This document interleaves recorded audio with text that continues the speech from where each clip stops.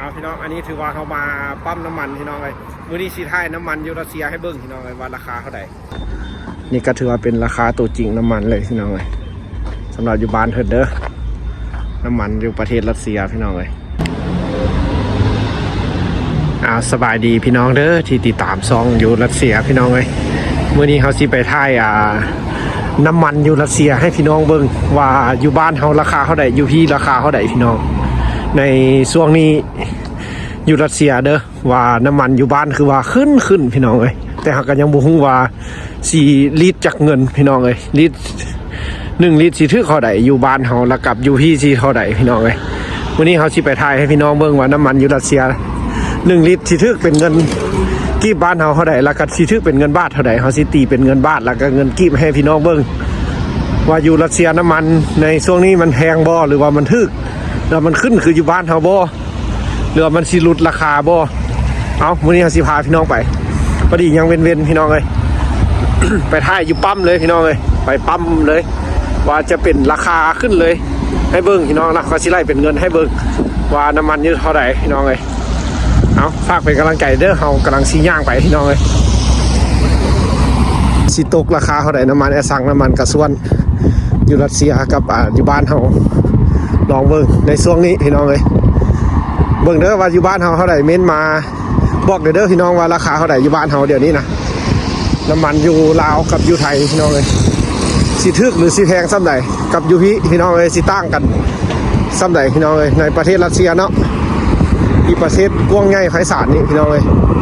แล้วสินค้าน้ำมันบ้านเฮินสิเป็นจังได๋เศรษฐกิจลองเบิ่งถือว่าเป็นฟ้ายามแรงพี่น้องเอ้ยอากาศพอดีกันเลยดีเชื่อรถรางบ้านเฮินก็ส่วนใหญ่ก็จะเป็นรถแบบกินน้ำมันพี่น้องเอ้ยรถไฟฟ้าก็จะน้อยพี่น้องเอ้ยรถที่ใช้พลังงานแบตเตอรี่ฮะ ถือว่าเป็นยามแรงช่วงนี้ก็ถือว่าเป็นอากาศดีๆอยู่รัสเซียพี่น้องเอ้ยวันที่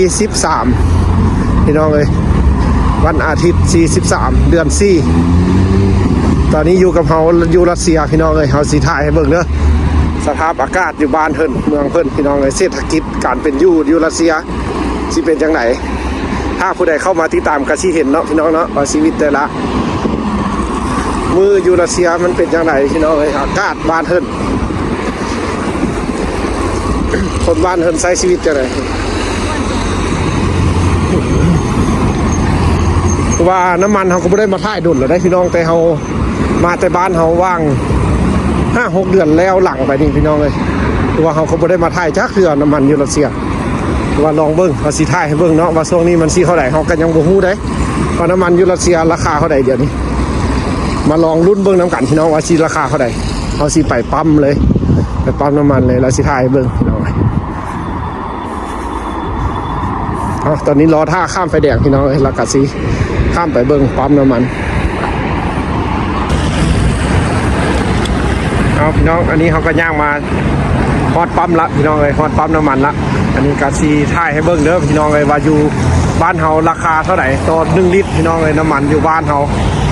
และอันนี้อยู่รัสเซียเด้อพี่น้องเลยเขาก็ยังไม่ได้มาดุดเลยได้พี่น้องว่าซีราคาเท่าไหร่เด้อน้ำมันกระส่วนน้ำมันไอ้สั่งแล้วก็ก๊าซพี่น้องเลยอันนี้เขาซีถ่ายอยู่ปั๊มตัวจริงให้เบิ้งเลยราคาเพิ่นกระซีบ่งบอกอยู่นี่เลยพี่น้องเลยราคาก็ขึ้นอยู่ฮะน้ำมัน92กับ95พี่น้องมึงเด้อราคาซียูเท่าไหร่ประมาณ92ทึกอยู่61 รูเบิลพี่น้องเลย96แล้วทึกอยู่66 รูเบิลพี่น้องเลยคือซีเมนต์อันตัว61 รูเบิลนี่ก็ซีเมนต์น้ำมันกระส่วนเนาะพี่น้องเนาะแอดสั่งต้องเป็น66พี่น้องเลยคือว่าถ้าเป็นเงินรัสเซียอยู่ว่าบุฮอดลิตรหนึ่ง12-13 พันนี่แหละพี่น้องคือว่าราคาน้ำมันถือว่ายังอยู่ปกติเด้อพี่น้องอยู่รัสเซียเด้อตอนนี้เขายืนอยู่หน้าปั๊มนี่แหละพี่น้องราคาตัวจริงเลยแล้วอยู่บ้านเขาที่เขาไหนเนาะพี่น้องเนาะราคาน้ำมันเดี๋ยวนี้อยู่บ้านเขาเศรษฐกิจที่เป็นจังไดเนาะกับอยู่รัสเซียคือว่าเขาที่ท่ายให้เบิ่งพี่น้องเลยว่าลิตรหนึ่งเท่าไหร่แล้วแมนเงินรูเบิลแล้วแมน100 รูเบิลเด้อพี่น้อง100 รูเบิลถึง25,000กีบถ้าตกเป็นเงินบาทนี่จะชี้ทึกอยู่ เท่าไหร่ ได้ว่า100รูเบิลนี่จะบวกประมาณ30 บาทบ่แม่นบ่พี่น้องประมาณ30 บาทบ่เงินรูเบิลเดี๋ยวเขาสิไปเบิ่งอยู่อินเทอร์เน็ตแล้วสิเอาลงให้เบิ่งเด้อพี่น้องเพื่อมันก็อาจจะบ่แม่นตัวจริงเลยแต่หากเฮาฮู้แต่ว่าเป็นเงินกีบพันถึก 25,100 รูเบิลแต่น้ำมัน1ลิตรนี่บ่ฮอด100 รูเบิลพี่น้องมีแต่61กับ66 รูเบิลพี่น้องเอ้ยน้ำมันอยู่รัสเซียคือว่าช่วงนี้อยู่บ้านเพิ่นพี่น้องเอ้ยทึกได้คือว่าสิทึกแฮงกว่าอยู่บ้านเฮาแฮงพี่น้องเอ้ยว่าทึกหลายอยู่รัสเซียน้ำมันพี่น้องเอ้ยแต่อยู่บ้านเฮาจักสิเขาได้นี่ก็ถือว่าด้านหลังเฮานี่ก็เป็นปั๊มน้ำมันพี่น้องเอ้ยที่เฮาสิมาถ่ายให้เบิ่งว่าน้ำมันอยู่พี่น้องเอ้ยเพราะว่าเฮาบ่ได้ถ่ายดุดละเพราะว่าเฮาแต่ประมาณ 6-7 เดือนหลังแล้วได้พี่น้องที่เฮาบ่ได้ถ่ายน้ำมันเพราะว่าเฮาก็ยังบ่ฮู้ได้เมื่อก่อนว่าราคาเท่าไหร่ตอนนี้เฮามาฮอดปั๊มละเฮาก็ถ่ายให้เบิ่งพี่น้องเอ้ยนี่ราคาตัวจริงน้ำมันแล้วเป็นแนวนี้พี่น้องเอ้ยแล้วก็บ่มีคนใส่น้ำมันนะพี่น้องบ่มีเด็กปั๊มอีกแล้วก็จะเป็นจังซี่พี่น้องเอ้ยเอาถ้าพี่น้องฮู้เด้อว่ามีน้ำมัน92กับ95พี่น้องเอ้ยอยู่บ้านเพิ่นจะถ่ายให้เบิ่งอันนี้ก็ถือว่าเป็นปั๊มน้ำมันที่บ้านเพิ่นพี่น้องเอ้ยที่เพิ่นใช้บริการ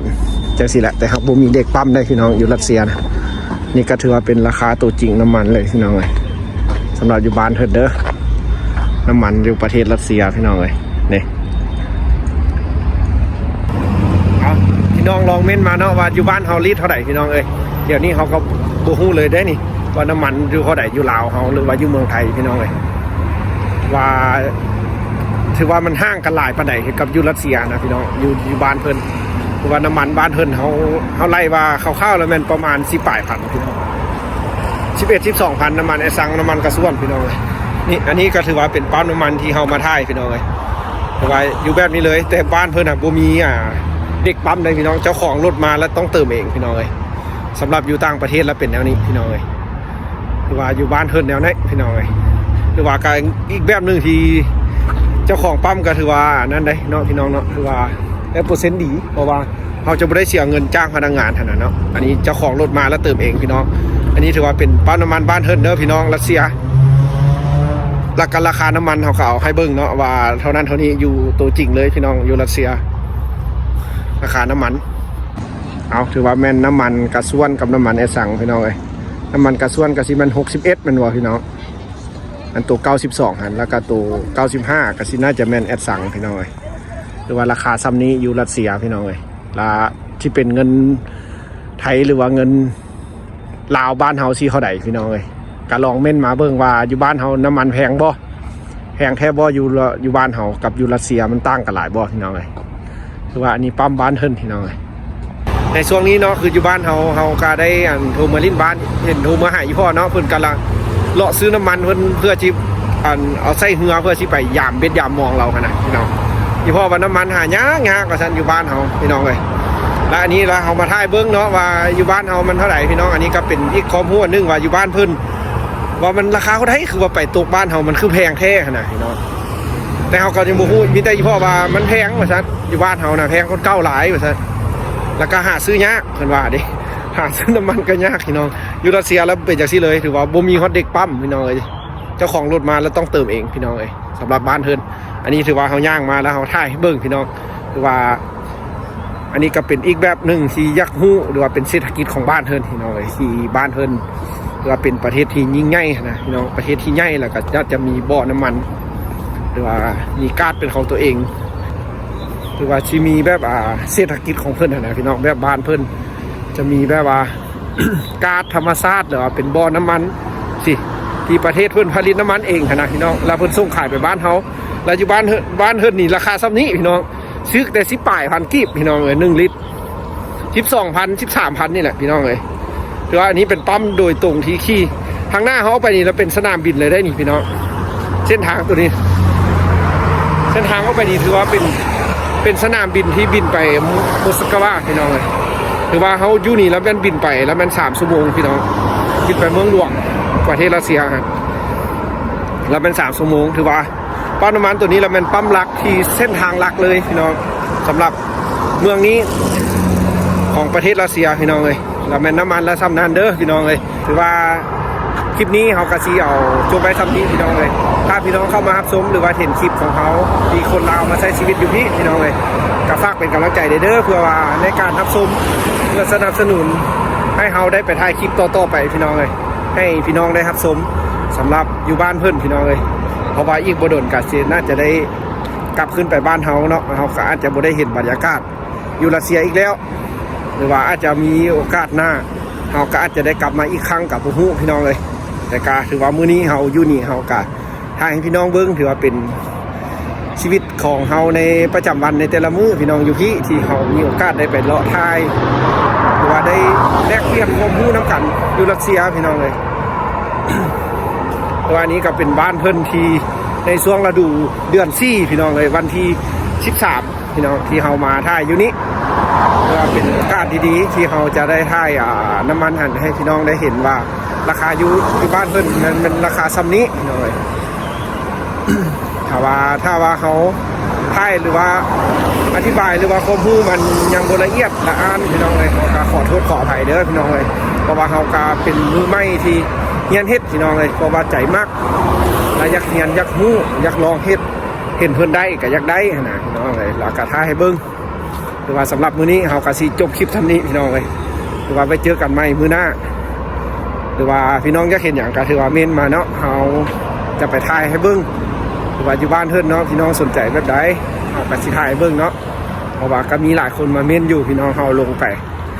เพิ่นก็มาเม้นให้กำลังใจส่วนใหญ่ก็เป็นพี่น้องชาวไทยแล้วก็